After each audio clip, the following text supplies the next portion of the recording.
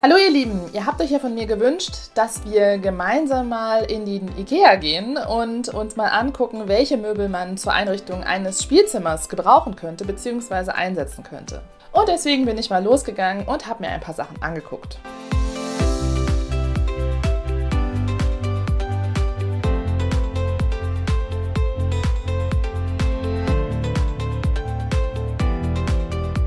Der erste Hack, den man mit einem Möbelstück von IKEA nutzen kann, ist die Abtrennung eines Spielzimmers.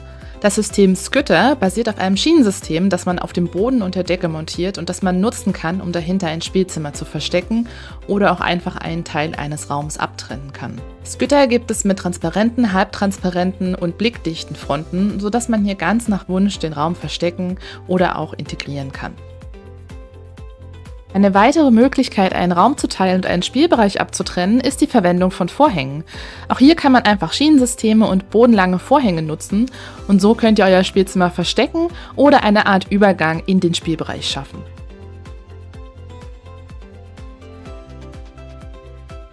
Diese Couch hat mich sehr stark an die sogenannte Interview-Couch erinnert. Das Modell heißt Ekeneset und ist ein Kunstledersofa mit einem Gestell aus dunklem Holz. Bei Kunstleder müsst ihr beachten, dass es nicht so oft mit Desinfektionsmittel abgewischt werden sollte. Ich habe das Thema ja bereits in meinem letzten Video erläutert. Ansonsten könnt ihr aber dort bequem jemanden hinlegen und zum Beispiel an den Arm lehnen, an Füßen und Händen fesseln.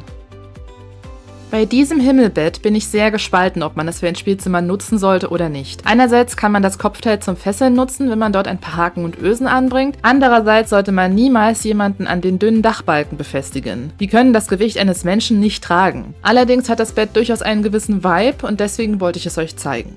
Dieser Hocker ist nicht nur unglaublich günstig, sondern hat auch eine sehr simple Verwendungsmöglichkeit. Wenn ihr jemanden auf den Hocker setzt, kann die Person einerseits durch die Löcher von unten her mit spitzen Gegenständen gepiesackt werden, andererseits habt ihr auch die Möglichkeit, durch die Löcher Seile zu ziehen und jemanden zum Beispiel an den Handgelenken an den Hocker zu fesseln. Diese beiden Tritthocker lassen sich ganz wunderbar zu einem Strafbock umfunktionieren. Man muss sich einfach nur drüber lehnen. Entweder nutzt man dabei die Stufen als Ablage für die Arme oder wenn man sich andersherum drüber legt, dann kann man dort auch seine Knie ablegen. Noch etwas bequemer wird es, wenn man die Ablagen bzw. die Trittstufen mit einem kleinen Polster versieht. Wir bleiben beim Thema Strafbock. Auch diese Tischböcke kann man zu Strafböcken umfunktionieren. Vor allem die Variante aus Holz kann man oben mit einem Polster aufrüsten und dann ganz einfach die richtige Höhe einstellen.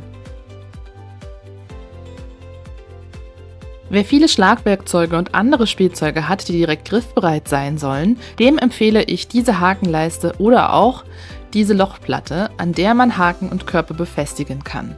So habt ihr alles, was ihr braucht, immer direkt griffbereit.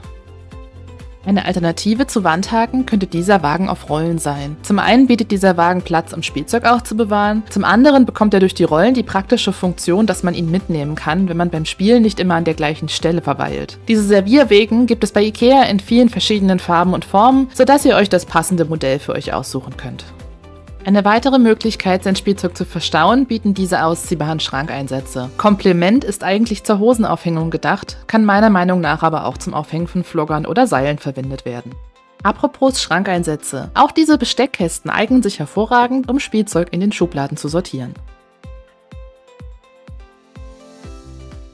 Was das Thema Haushaltsgegenstände als Schlagwerkzeuge angeht, müsst ihr bei IKEA nur eurer Fantasie etwas Raum geben. Wobei ich von Messern und scharfen Gegenständen abrate. Die Holzbrettchen haben sich meiner Erfahrung nach allerdings schon bewährt und werden mit ein paar selbstgebohrten Löchern schnell zum Lieblingsspielzeug. Wer seinen Spielpartner gerne knien lässt, findet bei IKEA auch Fußmatten in allen Formen und Farben.